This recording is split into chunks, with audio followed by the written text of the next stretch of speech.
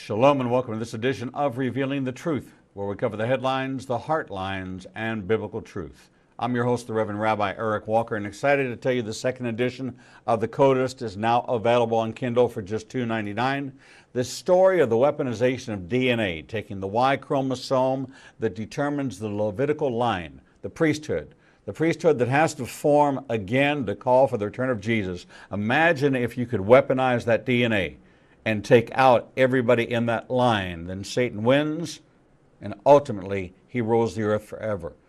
Interesting plot, diabolical, the way Satan thinks, understanding the differences between Judaism, Islam, and Christianity, plus this incredible story that's been on the top shelves and top-rated books for the last 2 years.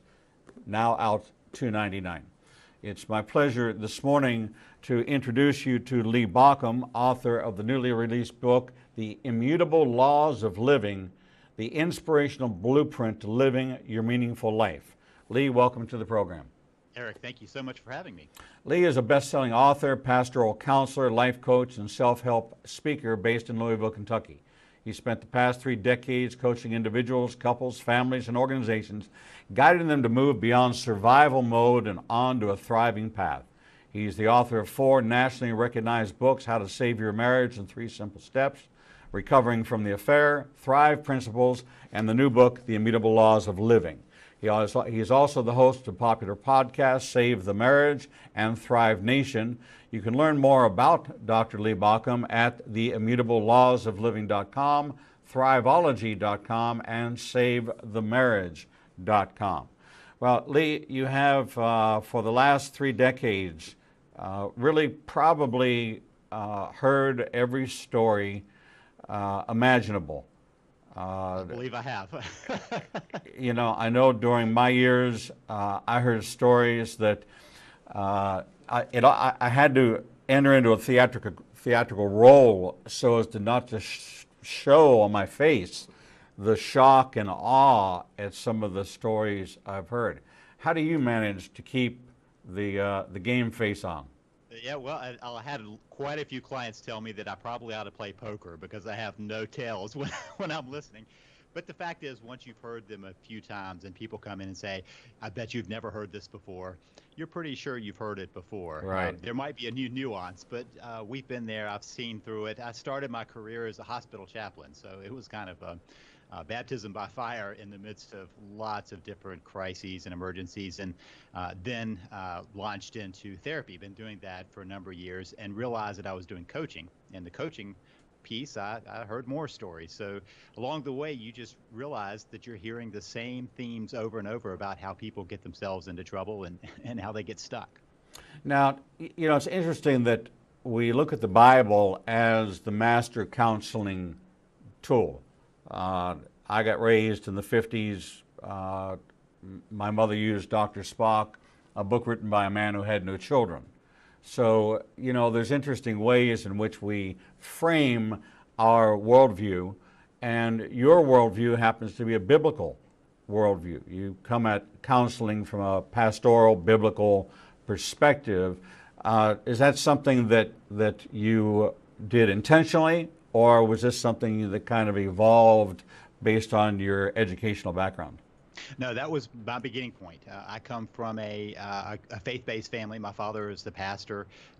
My whole family has ministry through it. So along the way, that's been a background for me. I watched my father and how he carried himself with outstanding character through his life, and I realized that those principles, those virtues that he was carrying came from his own belief system. So when I headed for college, I actually wanted to be in business, but it took, I don't even think I made it into college before I realized I was avoiding what I needed to be, which was in the ministry. I didn't know how. So my mother started reflecting on with me that a lot of my friends over the years had come to me for advice, had already made me their counselor. And so that was as a youth minister, as a friend. And along the way, I realized that what I wanted to do was somehow honor my faith and at the same time be helpful. So along the way, I ran into a pastoral counselor. And that led me to head towards seminary, which was a lot of training along the way. So that was the background from the beginning. I never set out to be a secular counselor. I always saw a piece of that as bringing God's grace into people's lives, of bringing some understanding of their own belief system into the process.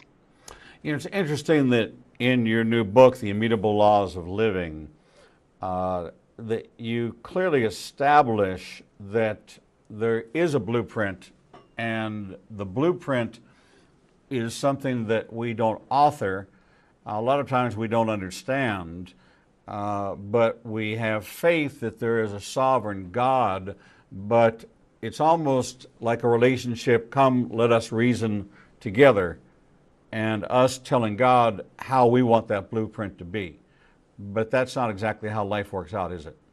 Well, part of the problem is that we tend to project a lot onto God. We kind of want to hear. So many times I've had people justify their behavior that God told me. And as I watch their behavior, I challenge them to tell me where they can back that up with their true beliefs. When you pull that aside, and many times they can't. And so, part of what I was trying to pull together here is where I saw people get stuck, where I've found myself stuck, and why it didn't make sense. Where those places are that you just don't get sick. It makes sense. And so I pulled together these laws that I think are operating for all of us. When we violate them, we get stuck. And the problem is when we're in justification mode, we don't even realize that we're violating them. And so that's why I wanted to highlight those. The foundation of the book really starts out with the statement that we hear framed by our children all the time. We hear the word, that's not fair. Mm-hmm. Then as we get older, we start making the statement that life is not fair. But that seems to be okay with some people, like myself. I've reconciled myself that the words that Jesus said, if you follow me, there will be tribulation. So I just took that as reassurance that I know the end. The road to get there may be crooked, broken, fall down, get up. The harder I fall, the higher I bounce. Kind of became my mantra and attitude for living life, and not concerned with fairness, just concerned with trying to see if there were ways for me to avoid more tribulation, self-imposed tribulation, mm-hmm. as opposed to the tribulation that would come by leading a life of faith and stepping out of corporate America into ministry. Mm-hmm. How do people come to that very common statement that life's not fair? Where did the expectation ever come from to begin with that life was supposed to be fair? Well, you named it right off. It's a childhood belief system that things should be fair, and we just dragged it into adulthood. So you're right. Adults often say, well, life's not fair, but they generally are saying it to somebody else. Somebody will say, well, that's not fair, and an adult will say, yeah, well, life's not fair, until it comes to themselves. And then they think it should be fair. And that's where they get stuck, because they keep waiting for it to be fair. They keep waiting for it to equal out. When I was a kid, my parents had, my brother was 18 months older, and so we were constantly rolling around. And so my parents made this rule that if there was something that had to be divided, one of us divided, the other chose. And we split it by the molecule to get it half and half. And that was because it had to be fair. And so sometimes we just drag that into the adulthood, expecting that somehow it's all going to be fair. And yet when we look around, when I have this conversation, people are easy to see that it's not fair. People have different abilities, different skills. They come from different backgrounds. And so life's not fair is not so much about, well, the world's about injustice. I mean, I do believe that we are called to work towards justice. But in our own lives, when we're caught up in waiting for it to be fair, we can't step into what really life is about. So several years back, I got fairly sick. And after I was getting well, one of the things I realized was how out of shape I was, how poorly I ate, how badly I'd taken care of my body. And I could have said, this isn't fair, I got sick. But I realized that, people who are in perfect health are eventually going to have health crises. But I had somehow brought that on myself. And so I decided that I was going to change some things. And I remember I was sitting in a gym, lifting weights, realizing that the only way we ever get stronger is in the challenge. We don't get stronger when life is easy, when we're just relaxing. When we take on the struggle, that's how we get stronger. And so when we wait for life to be fair, we're stuck at this place where we can't learn the lessons that we could learn by taking on those challenges. And in the end, I really think life is about meaning and purpose and making a difference in the world, not at all about being fair. I don't think God set it up that way. And the only place we get into trouble is when we try to force that out. Lee, how do we justify that? In one hand, we say God is sovereign. We love to espouse Jeremiah 29:11, for I know the plans I have for you, and they're plans for good, not for evil, to give you a future and a hope. And we stop there, but then the next verses tell you about the next 2 years of trials and tribulations that Israel will go through, giving you the reassurance before I punch you in the face that, listen, you're going to make it through this, because I have a good plan for you, but you're about to go through 2 years of really awful times. This is why I'm telling you this. And most of the times we stop there with the encouraging words, but the entire picture of this message of Jeremiah for Israel is that God wants you to know that he does have a plan, but it's not going to feel very good. Yeah. Not for a while. I think God does a lot of nudging along the way. And humans are pretty stubborn creatures in my estimation. And so I kind of imagine the whole scope of the Bible kind of being God going, okay, you didn't quite get that. Let me nudge you back here. You're over here. Let me nudge you back. And sometimes nudges aren't real pleasant. But there is always a lesson in that piece. Every time there's something, if you go to the Old Testament stories, every time there's something that Israel needed to learn. And so every nudge was, you're off. You got to pick up some skills along the way and some knowledge and some understanding. And more than that, a relationship. Almost always those tribulations come on the tail end of a broken relationship where God's been put off to the side. So I just see this process of the Bible as God saying, yeah, let's try again. Let's try this over again, because I do have a plan, but I need some help in the process. So in these immutable laws of living, in your experience in 3 decades of counseling, as you began to inventory what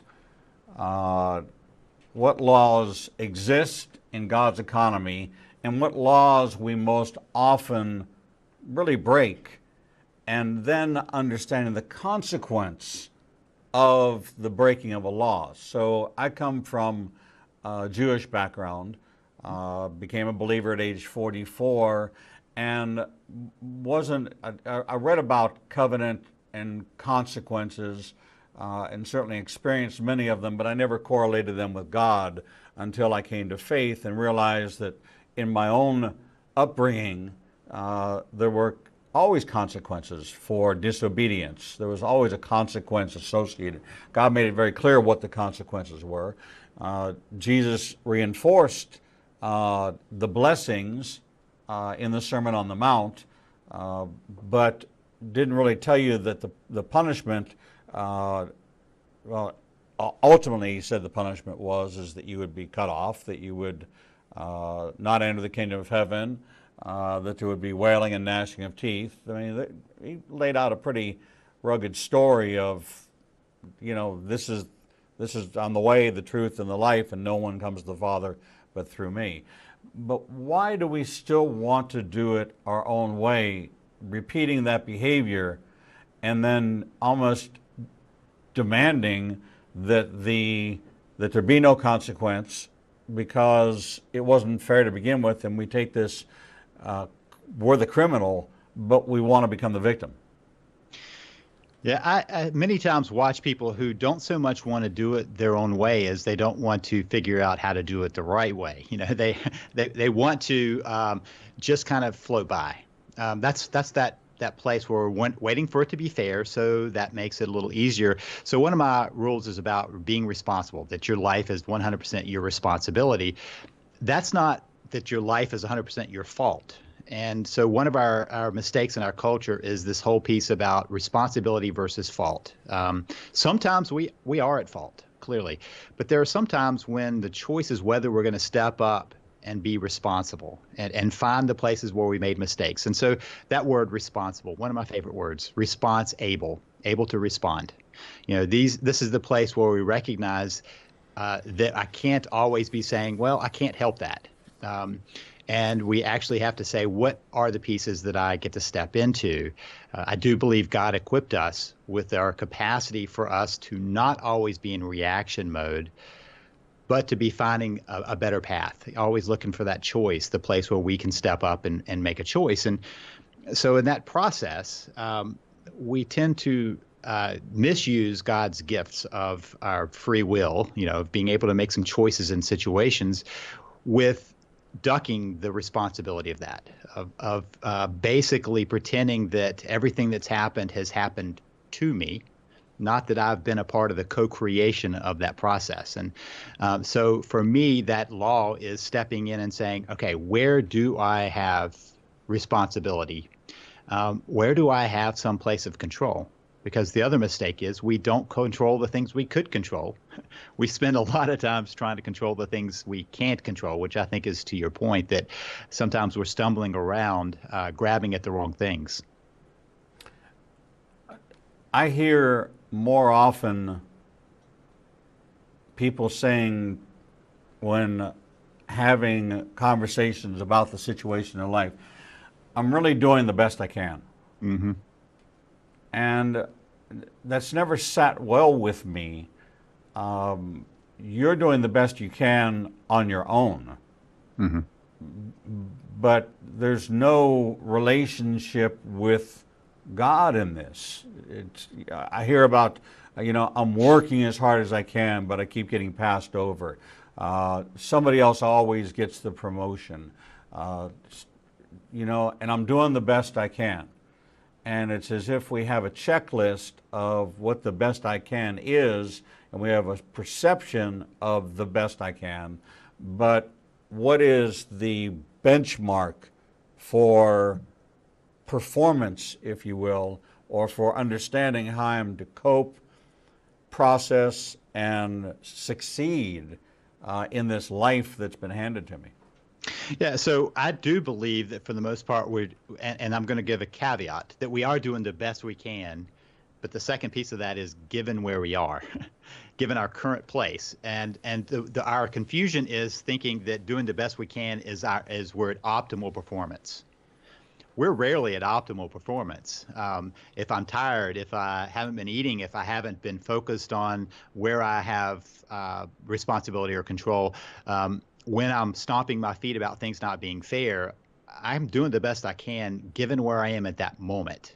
In another moment, I might be doing a lot better. If I learn something new, I'm doing a lot better. Most of us spend a lot of time looking back going, oh, I wish I had done that differently.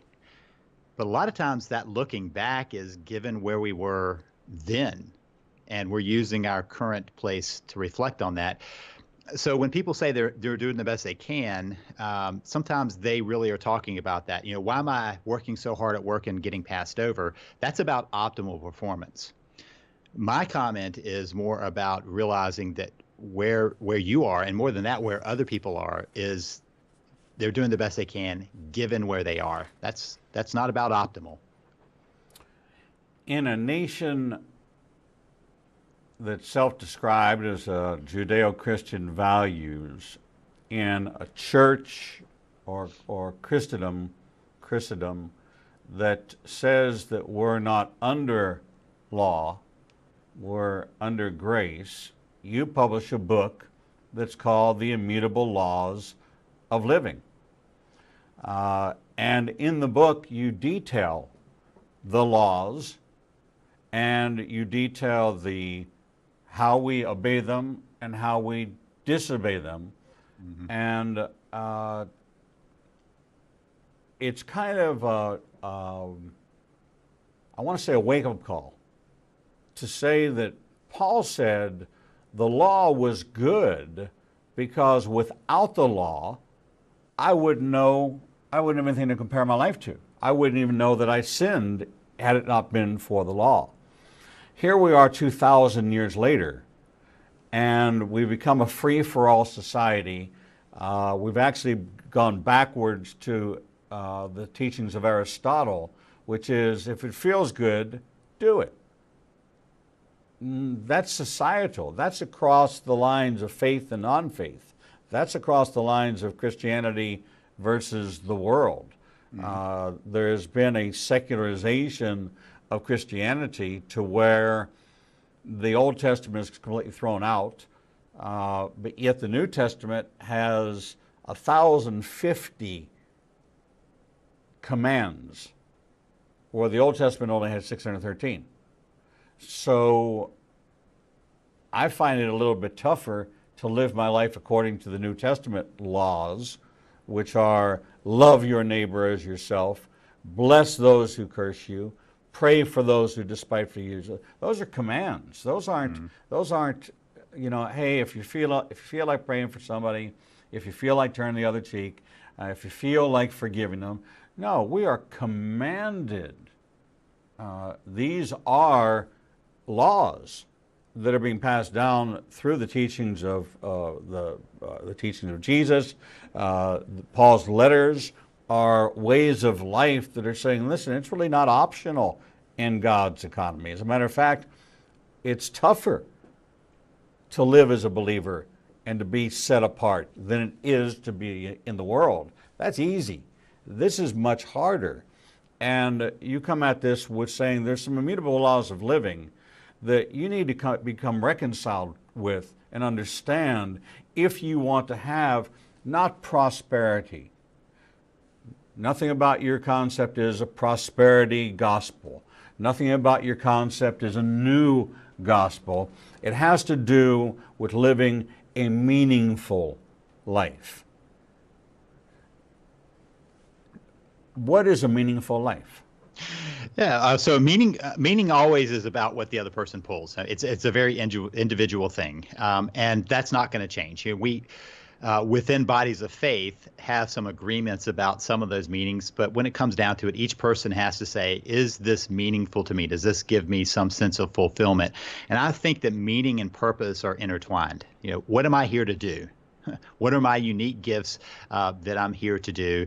And I tie that to a third piece, which is making an impact. I believe that we are designed to make an impact. God made us as it's impossible to not make an impact. The question is whether we're going to make a positive impact, leave the world a better place than we came in, or a negative impact, or we leave it a worse place.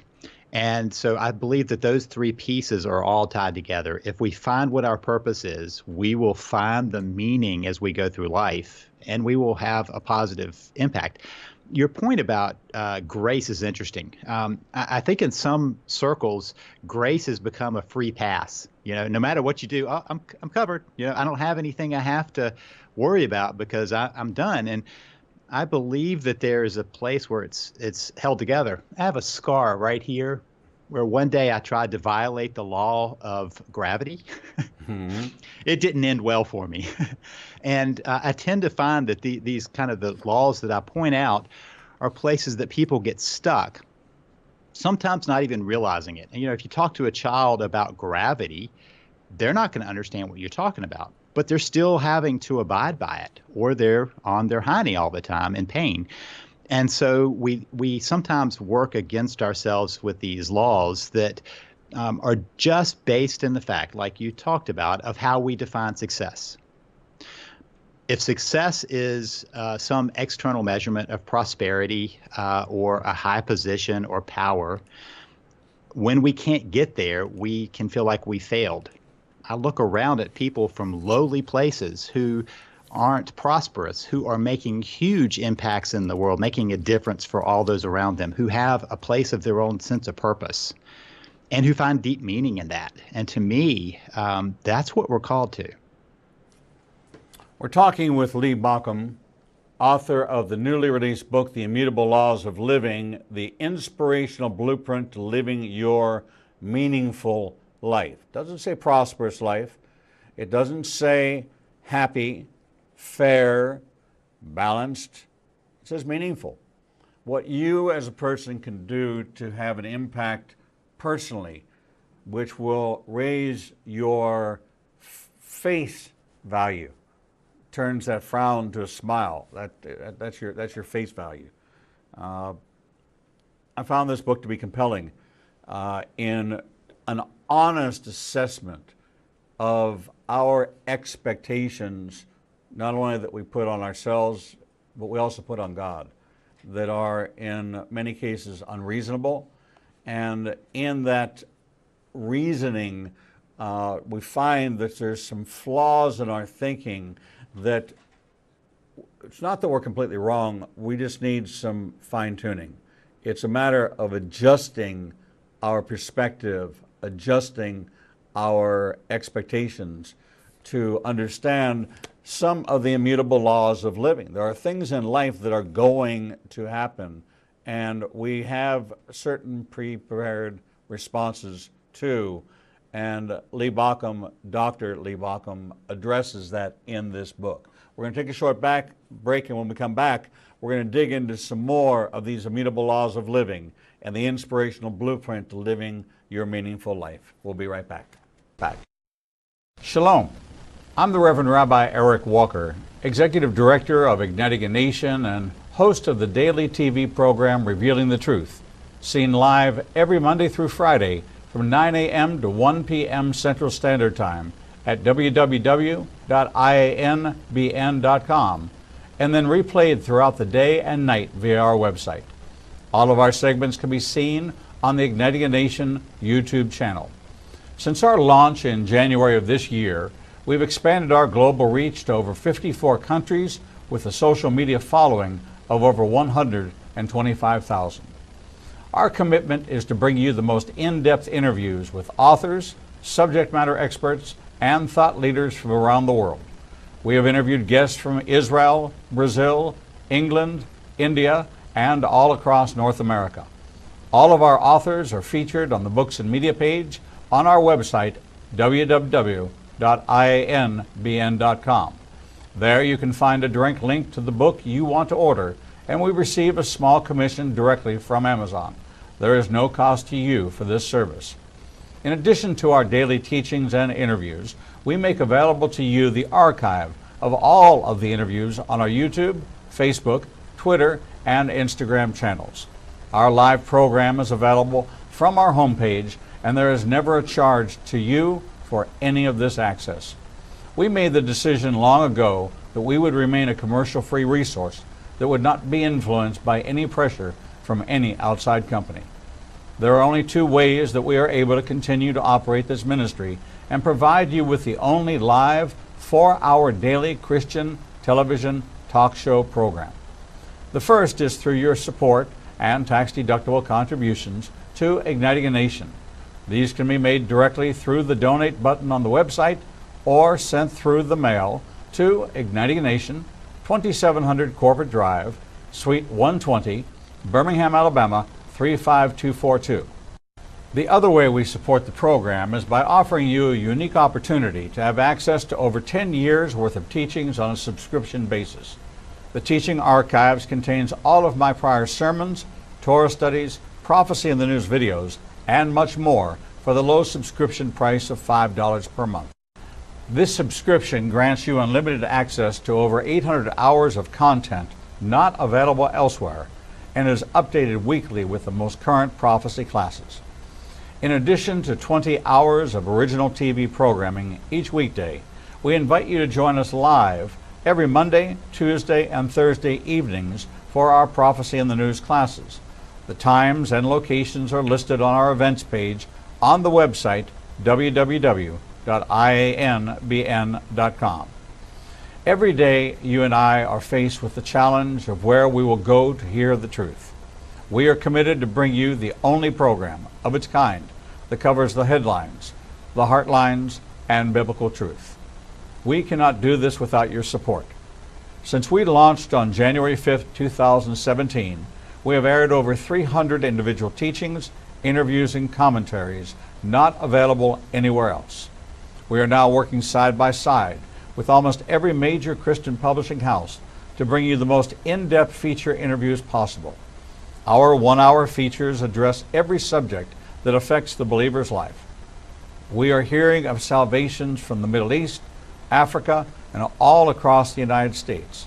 Lives are being changed every day, and we have only just begun. Our mission is to become your trusted resource and grant you access to the people, tools, and information you need to grow in your relationship with the Lord. You can help us by liking us on social media and through your financial support.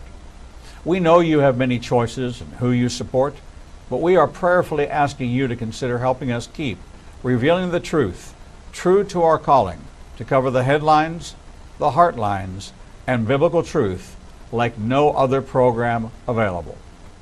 Donate today and help us bring the message to the four corners of the earth. Visit www.ianbn.com and donate, buy a book, or subscribe to our teaching archives. Without you, we do not exist. Back. Shalom. I'm the Reverend Rabbi Eric Walker, Executive Director of Igniting a Nation and host of the daily TV program Revealing the Truth, seen live every Monday through Friday from 9 a.m. to 1 p.m. Central Standard Time at www.ianbn.com. Shalom and welcome back to this edition of Revealing the Truth, where we cover the headlines, the heartlines, and biblical truth.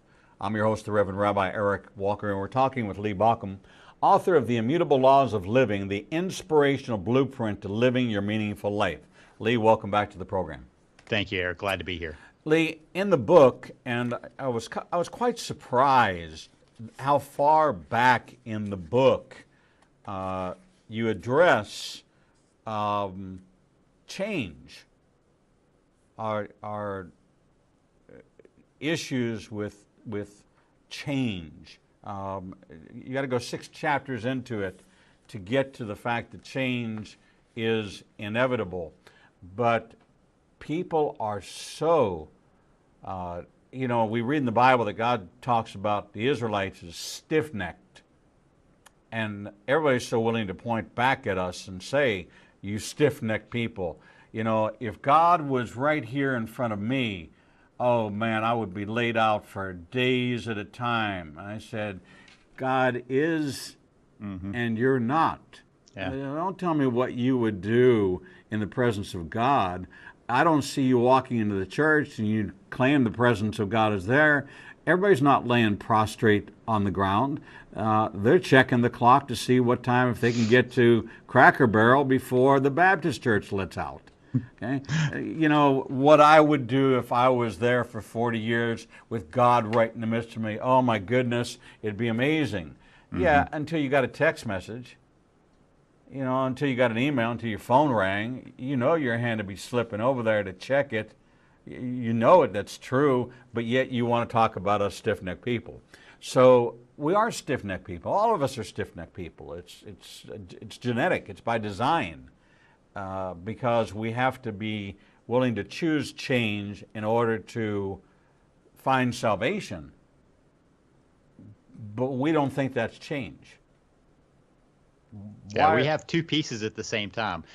We want change that we choose. We're not so happy when change comes along that we didn't want, and that's where we really get bogged down. None of us want change that we don't expect, that we don't ask for, and that doesn't always play in our favor. All of us are happy when change, is what we want, what we request, and unfortunately, that isn't the way the world works. Change happens all around us, and we're resistant to change. So many times I've had people come in and say, I don't like change. And my response is, what option do you have? I mean, make peace with change because it's going to happen. If you don't make peace, you get stuck. And I had a person just a couple of weeks ago who contacted me to tell me that, his marriage was in trouble and his wife keeps telling him that he's changed, and he's insisted that he has not changed. And I said, if you haven't changed in the 20 years of marriage, you've missed a great opportunity of growth, because that really is what change is about. We get the opportunity to grow if we make peace with change, if we don't struggle against change, we just accept that it's there. The reason it's 6 chapters into the book is because I've got to kind of lay a groundwork for people, because we're so resistant to that change. We would rather not, and we would rather use change as an excuse than an opportunity. And so part of recognizing that is seeing that change gives us new potentials if we accept that possibility. The whole premise of and the way you laid out the book, how we disobey the law, how we obey this law, and then what we can do to adjust our behavior. Is there a common thread that connects all of these laws? Is there one thing about us that we really is the linchpin to the whole thing? I'd say the linchpin really is that accepting responsibility, and the problem with that's kind of the point in the middle. You know, you're coming up on realizing that life's not fair, that it's not about happiness, which is also in there, and we're headed towards realizing a life of impact and meaning and purpose. That's kind of where we end this. And in between is the place where we realize that we have responsibility, but more than that, we have to clarify what we have control over. And I believe there are really 3 things over which we have control, and only 3. We can choose our aspirations, we can choose our attitude, and we can choose our actions. That's it. Anything outside of that, like other people's actions, they're not in our control. What happens in the world around us, not our control. And we spend a lot of time dealing with that. So the responsibility piece is recognizing that realm that we're in that we can control. I can choose the things that I want to move towards. That's my aspirations. I don't get to choose whether I have fears. That's also in the book. We all have fears. That's just part of our wiring. And so the aspirations is almost a mirror image of our fears. And we get to choose those fears, those aspirations. What do we move towards? What do we want in life? Our attitude is a decision not to always be happy. I don't think that's at all about attitude, as much as an attitude that I can deal with what comes my way, that I can figure out how to move forward, that I can give it my best try. And give it my best try isn't I'm going to be successful at everything. That's not the attitude I'm talking about. I'm talking about saying I will keep, and really with this, with God with me, I will keep moving forward. I'm empowered by that to keep moving forward. And the last thing is our actions. And that's the one that I think so many people want to say, oh, I couldn't help that I yelled at, this person, or I can't help that I mistreated them. They upset me. I disagree. I believe that we always have some choice in our actions. And that's it. Those 3 pieces are all that we can control, but they're the pieces that allow us to be responsible with where we can, with how life goes. How important is it for us from a standpoint of reconciliation with the trials and tribulations we find in life is to clean up our past through reconciliation and forgiveness so that we can live in the moment, because that's really all God gives us. Yeah. We always talk about tomorrow, but actually tomorrow never arrives, because as long as we're living, there's always going to be another tomorrow.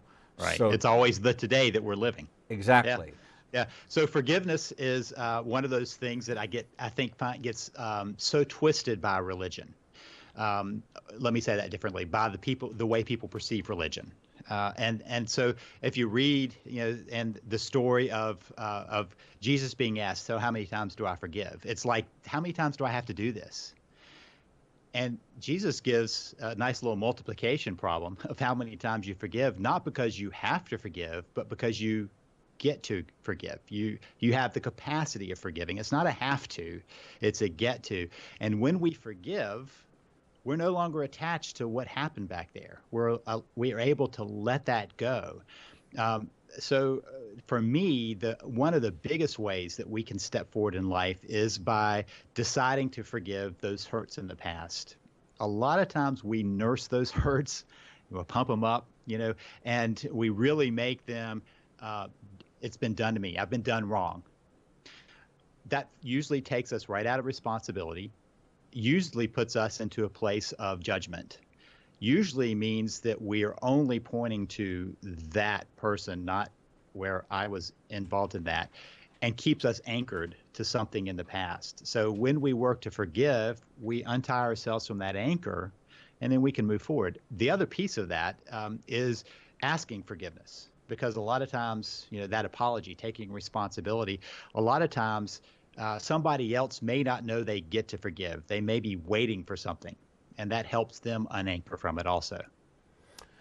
It's very interesting because forgiveness becomes, I like the analogy of it's like you drinking poison and expecting the other person to die. But reconciling our past, we all have a past, every one of us. I've said to people many times that you're never too old to have a happy childhood. You can go back and clean up. I'm always thinking of the gold miners. They never talk about the dirt, they only talk about the gold. You have gold because God chose those parents for you. God chose, that's what shaped you today. And if you want to live a meaningful life, then you have to harvest and kind of take the Genesis 50 attitude of what you meant for evil, God worked for his good so that many would be saved, and grab a hold of all that, because that's the refining, sifting, pressing, shaping. Because life, as you say in chapter 13, life is in the now. And most people don't live in the present. Yeah, people live on the other two places in time. They live trapped in the past or anxious about the future. And along the way, they're missing every moment. What I've also realized is that we, even in the present moment, even when we're not stuck about what happened back there, or what's going to happen in the future, we're now living distracted lives. We've got a device that's taking us out of the present into kind of virtual reality. And so in some ways, even if people aren't stuck in the past or worried about the future, they're still distracting themselves from the present. And so that's the only place any relationship ever builds, is in the present. Relationships don't improve from the past. They don't improve from looking at the future. They don't improve from distraction. They improve from presence. And so being present in the present is one of those pieces that we always have a choice to work towards. Can we release the things in the past and not be caught up in the future? Because what's interesting to me is most people who are thinking about what might happen aren't focused on the good things that might happen. They're focused on the bad stuff that might happen. And the people who are caught in the past are rarely caught in all the good stuff that happened in the past. They're usually caught in the bad stuff that happened in the past. And when people are distracted, it's usually taking them not into the good stuff, but the kind of the bad stuff of that distraction. And so in some ways, we have to work against our survival mode in our brain that's about just looking for all the scary stuff, and recognizing that those pieces are background pieces. They're there to kind of point to what's important for us to notice, but don't need all of our attention. Our attention's better focused in that present moment. There's a quote, and I no longer know the attribution because I've used it for so long, but it says that most people are crucified between two thieves: the regrets of the past and the worries of tomorrow. And we just came out of this Easter season. We saw the three crosses. We knew that Jesus was crucified between two thieves, and we live a life crucified between those two thieves, the regrets of the past and the worries of tomorrow. And when you kind of in your face say that to somebody, and they begin to realize that, no, I'm not living, I'm not enjoying, I'm living, I'm alive in the moment, I'm not living in the moment. And there's a difference. That's survival versus thrival in these times. One of your laws as we get deeper into your book is we live in fear or love. Mm-hmm. It's one or the other. It is. And that's the reality of that is down to the structure of our brain. Our brain can't be in those two phases at the same time. So at the base of our brain is that fear part. It's always looking for what might be scary and dangerous. And then there's the top part of our brain that can be focused on appreciation and love. And when we're stuck in that fear mode, we're not aware of what we can appreciate, what we love. We're aware of what might be a threat.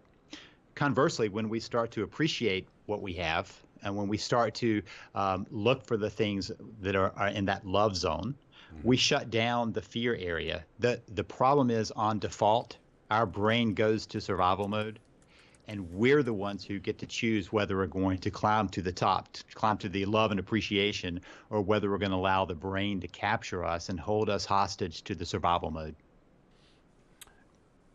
The theme of your book, The Immutable Laws of Living, the inspirational blueprint to living your meaningful life. When someone finishes reading this book, what will they walk away with? What new tools will they have in their toolbox that they didn't have before they read it? The first thing is an awareness that it's not just them. If I'm naming it because I can see it over and over for myself too. I talk about these rules as things that I've disobeyed. I've broken those laws. So the first thing is recognizing this is human nature, but not human nature that we have to be stuck in. We get to choose every day. And so the second thing is that there's a choice. We don't have to be playing out the fairness piece. We don't have to be waiting for happiness to come our way to step into responsibility. And the bigger thing for me is for people to find a life where they are constantly learning from the challenges while they're finding their deeper meaning. The bigger piece is tapping into their deepest purpose and really making an impact in the world to make this place a better place than we find it. I believe God calls us to leave this place a better place. And so the final piece of that is saying, I'm going to make a difference. I'm going to make a positive impact. Attitude. A change in attitude. An attitude about our circumstances, an attitude about the cards we were dealt, our perception. Our ability to deal with fear, our ability to deal with the challenges that come with a life either well-lived or a life that is focused on despair. When you ask people, how are you? And I get that question a lot, how am I? My answer is all is well with my soul. That's the only answer I know how to give, because to me it's all my relationship with God and my walk with Him. So everything is as it should be, and it's just my job to continue to walk along that way, that path He's laid out for me, and not to veer to the right or to the left. Not easy to do. Requires a certain amount of discipline, which is the root of disciple, and we're in training. This is an evolving training, working through our salvation with that fear and trembling that God tells us we will. So it actually is reassuring the reader that you're not alone, that we all go through this, but here's some ways to deal with it that you may not have considered before. And if you considered them before and they didn't work then, that doesn't mean they won't work now, because you have changed. You've grown, you've matured, you've evolved. We've been talking with Lee Baucom, author of The Immutable Laws of Living, the inspirational blueprint to living your meaningful life. It helps you understand why life isn't fair and why that isn't the problem. How to deal with life's challenges and come out ahead. How your thoughts keep you stuck and how to free yourself. Why fighting change won't work and why you don't have to. How to deal with fears and get them to help you. How to make a real and lasting impact. All of us want to know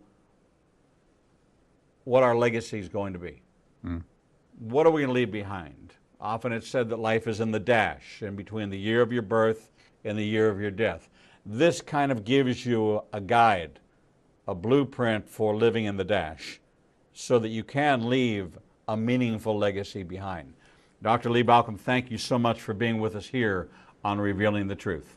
Thank you, Eric. God bless you, my friend. And to you. We're going to take a short break, and when we return, we'll bring you the next edition of Revealing the Truth.